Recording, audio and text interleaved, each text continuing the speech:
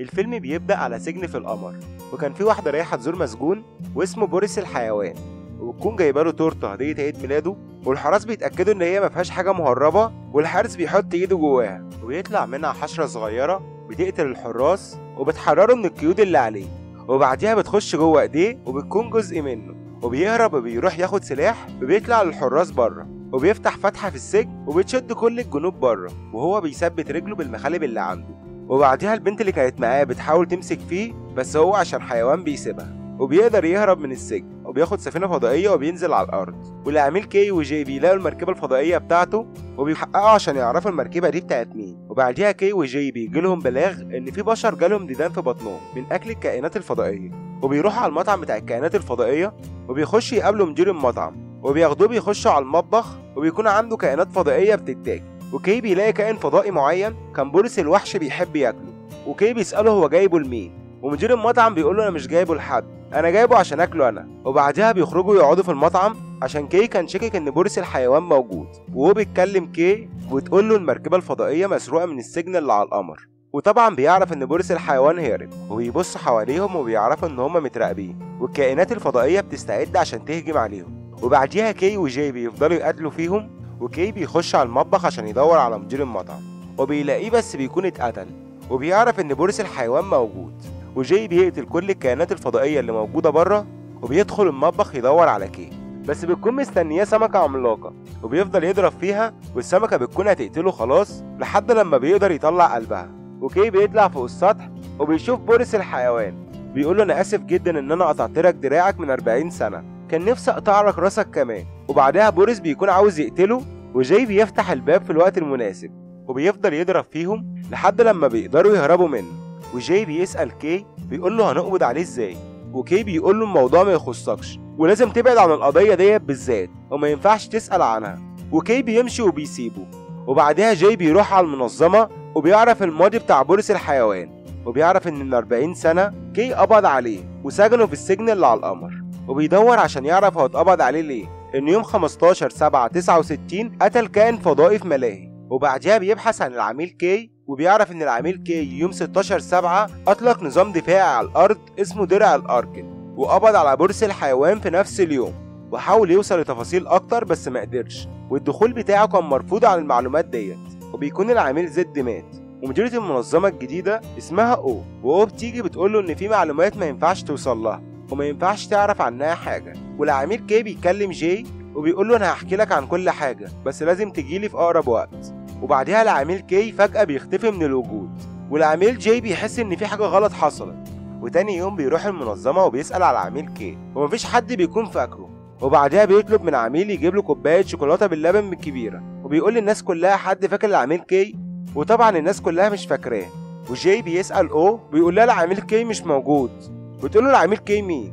بيقول لها العميل كي اللي وشه عامل كده على طول. وبعدها بتقول له تعالى معايا، وتروح توريه التمثال بتاعه ان هو مات من 40 سنة، وبيعرف ان العميل كي مات على ايد بوريس الوحش من 40 سنة، وبيحاول يقنع المديرة او ان العميل كي كان موجود فعلا. وبعدها العميل بيجيب له الشوكولاتة باللبن، وبتقول له من امتى انت عاوز تشرب شوكولاتة باللبن؟ وبيقول لها من ساعة ما صحيت. وبتقول له معنى انك عاوز تشرب شوكولاتة باللبن ان حصل عندك خلل زمني.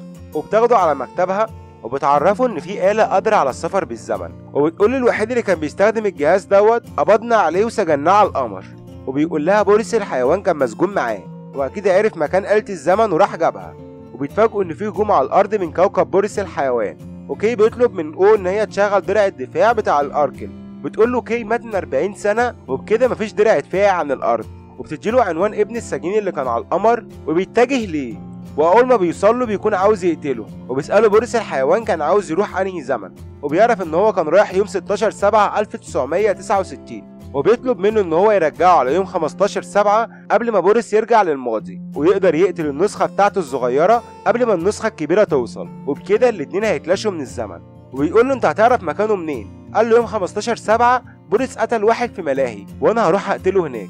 وبعدها بيطلع له جهاز السفر عبر الزمن، وبيقول له المفروض تنط من مكان عالي، وبياخده على سطح مبنى عالي جدا، وبيقول له حدد التاريخ اللي انت عايزه واول ما يكون الضوء اخضر نط. وبعدها بيسأله بيقول له هو انا ليه الوحيد اللي فاكر كي؟ قال له عشان انت كنت معاه في لحظة موته. وبتكون السفن الفضائية بتاع بوريس الحيوان وصلت، وهو بينط، واول ما بيجيله الضوء الاخضر بيدوس على الجهاز وبيرجع بالزمن ل 1969. واول ما بيوصل بيروح يسرق عربيه وبيتجه على مدينه الملاهي، وبنروح على بورصة الحيوان وبيكون وصل للراجل اللي هيقتله. وجاي بيوصل وبيسمع حد بيصرخ وبيروح على المكان دوت، وبيكون الكائن الفضائي مات وبيحاول يقتل بوريس قبل ما يهرب، بس العميل كي بيكون وصل بالنسخة الصغيرة منه. وبعدها كي بيكهربه وبيغمى عليه، ولما بيصحى بيلاقي كي قدامه وبيسأله وبيقول له انت تعرف اسمي منين؟ وجاي بيحاول يتهرب منه، بس العميل كي عارف ان هو مخبي حاجة، وبعدها بياخدوه على جهاز عشان يمسحوا له ذاكرته. وجاي قال له اما تقابل بوريس بكره اقتله ما تسجنوش. وبعدها كي بيوقف الآلة وبيقول له انا هسألك لمرة أخيرة، انت مين؟ بيقول له بص انا هحكي لك على كل حاجه بس عاوزك تركز معايا، انا الشركه جايه من المستقبل بعد 25 سنه هتجندني، وبغزو فضائي هيحصل على الارض بعد 40 سنه لو ما قتلناش بورصة الحيوان بكره. وبعدها كي بكل برود بيقول له طب يلا عشان نلحق، وكي بياخد جاي بيروحوا على حفله لكائنات فضائيه. ولما بيوصلوا الحفله كي بيدور على عميل شغال معاه في المنظمه، وبعدها بيقابله وبيطلب منه ان هو يكلمه على انفراد، وبيسأله عن بورصة الحيوان. والعميل بتاعه بيقول له ان هو بيدور على كائن فضائي اسمه جريفين، وبيقول له ان هو اخر واحد عايش من سلالة الاركيل وموجود هنا في الحفلة. وبعدها كي بيسيبه وجاي بيكون واقف مع الاركيلي وبيقول له ان اسمه جريفين، وسكان كوكب الاركن بيقدروا يستخدموا عقلهم في الاحتمالات. يعني واحدة تتخانق مع خطيبها هيزق واحد فهيزق واحد فهيزق واحد فيكسر الترابيزة، يبقى انا الحق السندوتش بتاعي. هي دي ميزة جريفين، انه بيقدر يقرا المستقبل بس باحتمالات، وكل احتمال ممكن يتغير في اي وقت. وبعدها كي بيجيله وبيقول له انا جايب للارض هديه وهديها لك اما نتقابل المره الجايه. وجريفين بيقول لما تحصل المعجزه ساعتها هنتقابل. وفجاه بوريس الحيوان بيوصل وبيحاول يقتل جريفين بس بيقدر يهرب منه، وبوريس الحيوان بيهرب وجاي بيجري وراه وبيحاول يقتله بس بيقدر يهرب منه. وبعدها كي بيجيله وجاي بيقول له احنا لازم نقتله لإلا الارض هتتدمر. وكي بكل هدوء بيقول له انا جعان ما تيجي نروح ناكل. وبعدها جاي بيمسك اعصابه وبيروح ياكلوا ويكلموا مع بعض، وهم قاعدين بياكلوا بيخش ناس وبيقولوا ان فريق المعجزه مينز قدر يفوز اخيرا، وجاي بيعرف هو فين وبيروح على ملعب البيسبول عشان يقابلوه. ولما بيوصلوا بيكون جريفين بيتفرج على مباراه بس في المستقبل، وبيحط ايده عليهم وبيخليهم يشوفوا اللي هو شايفه، وبيدي كي قلاده موجود فيها درع يحمي كوكب الارض، وبيقول لهم ان انا كوكبي اتدمر مش عاوز كوكب الارض هو كمان يتدمر. وجاي بيعرف ان هو درع الارض. وبعدها جريفين بيقول لهم انا نسيت حاجه مهمه. وفجاه بوريس الحيوان بيجي وبيخطف وبيدمر لهم العربيه بتاعتهم، وكي وجاي بياخدوا موتوسيكلات من تحت العربيه، وبعدها بيفضلوا يطاردوه وبيضرب عليهم بالحشره اللي في ايديه. وكي وجاي بيتفقوا مع بعض وبيقدروا ينقذوا جريفين، وبيضرب على موتوسيكل بوريس النار وبعدها بينفجر بيه، وجاي بيروح يشوفه بس بيكون قدر يهرب. وبوريس نسخة المستقبل بتاعته بتوصل، وبوريس الحيوان بيروح يقابل بوريس الحيوان بس بتاع الماضي، ويتفقوا مع بعض ان هم هيقتلوا كي قبل ما يقطع لهم دراعهم.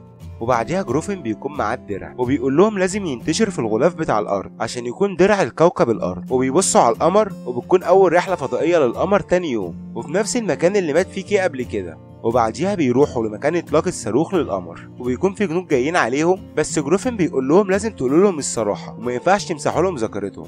وجاي بيقول لهم كل حاجه بصراحه بس بيقبضوا عليهم، والجنود بياخدوهم عند القائد بتاعهم وبيطلب منهم انهم يسجنوهم، بس جروفر بيوري له حاجه في المستقبل بيخليه يغير رايه وبيساعدهم يوصلوا للصاروخ عشان يوصلوا الدرع. وبعدها بيوصلهم للاسانسير وبيمشي، وهم طالعين بوريس الحيوان بتاع المستقبل بيهجم على جاي وبيفضل يتعارك معاه، وكي بيوصل لرأس الصاروخ. بوريس الحيوان بيهجم عليه وبيكون هيقع بس بيلحق نفسه، وجاي بيقوم تاني وبيروح يتعارك مع بوريس الحيوان وبيفضل يضرب فيه لحد لما بيقدر يوقعه، وبيوقع بوريس الحيوان اللي جايه من المستقبل. وبوريس الحيوان التاني بيكون وصل للدرع، وكي بيضرب على ايديه نار وبيقطع له ايديه، وبيقدر اخيرا يوصل للدرع. وبعدها اخيرا بيقدر يركب الدرع على الصاروخ وبينزل بسرعه قبل ما الصاروخ ينطلق وبيقدر يهرب. وجي المفروض كان يرجع للزمن بتاعه بس حب يطمن على كي، وكان بيبص على كي والظابط اللي معاه. وفجأة بوريس الحيوان رجع والظابط اللي كان مع كي نقصه وضحى بحياته عشان ينقذ كي. وبعدها بوريس الحيوان قال له انا هسلم نفسي. قال له تصدق انت حيوان فعلا، بس كي قتله المره دي. وبيسمع صوت طفل جاي من وراه وبيبص عليه وبيطلع اسمه جيمس، وبيكون معاه ساعة والده كان مديهاله. وجاي بيبص على الساعة اللي كان والده مديهاله وبيعرف ان والده ضحى بحياته عشان ينقذ العميل كي. وبعدها كي بيمسح ذاكرة جاي عشان ما يفتكرش اللي حصل لوالده. وبعدها جاي بيرجع للزمن بتاعه، واول ما بيرجع بيلاقي كي مستنيه وبيقول له انا عرفت ان كان في اسرار كتير انت مخبيها عليا، وبجد بشكرك على اللي انت عملته معايا. وبيخرجوا في مهمة جديدة، والفيلم بتاعنا بيخلص على كده. لو عجبك الفيلم انزل اشترك في القناة ولايك عشان ندعمنا نستمر. سلام.